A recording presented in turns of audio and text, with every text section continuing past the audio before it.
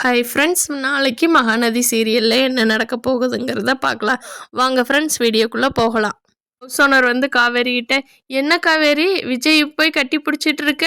விஜய் ரொம்ப நல்ல பையன் தெரியுமா? உன்னை எங்கே கட்டி கொடுத்தாங்களோ அங்கே போய் நீ வாழ்கிற வழியை பாரு. அதை விட்டு போட்டு விஜய் கூட பழக்க வச்சுக்காத. நான் போய் விஜயோட தாத்தா பாட்டிக்கிட்ட சொல்லி வேற கல்யாணம் பண்ண போகிறேன் அப்படிங்கிறாங்க.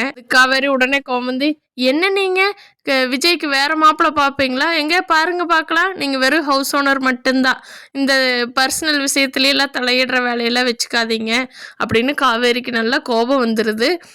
ஹாஸ்பிட்டல் செக்கப்புக்கு போன காவேரியோட அக்கா ப்ரெக்னெண்ட்டாக தான் இருக்காங்கன்னு டாக்டர் சொல்லிடுறாங்க.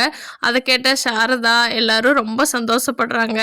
இங்கே பாட்டி காவேரி கிட்ட, நீயும் தங்கச்சியும் தாண்டி ஃபஸ்ட்டு விசேஷத்தை சொல்லிடுவீங்க, உங்கள் அக்கா தான் ஃபீல் பண்ணுவான்னு நினச்சேன். பரவாயில்ல, அவள் ஃபஸ்ட்டு உண்டாயிட்டா, அடுத்து உங்கள் 2 பேர்த்துக்கு உண்டாயிட்டா இந்த குடும்பமே நல்லா இருக்குண்டி.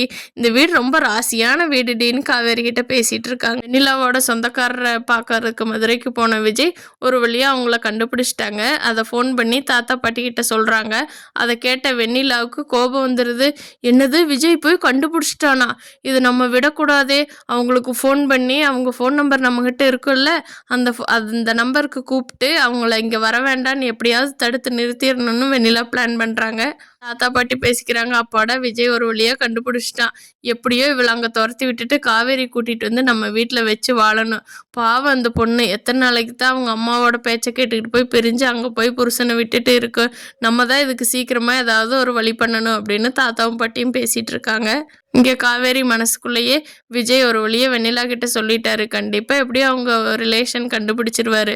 நம்ம விஜயோட வீட்டுக்கு போயிடலாம். அம்மா கிட்ட உண்மையெல்லாம் சொல்லி புரிய வச்சுட்டு, நான் ப்ரெக்னெண்ட்டாக இருக்கிற விஷயத்தையும் அம்மா கிட்ட சொல்லிட்டு நம்ம விஜய் வீட்டுக்கு போய் சந்தோஷமாக வாழலாம்னு நினச்சிட்டு இருக்காங்க.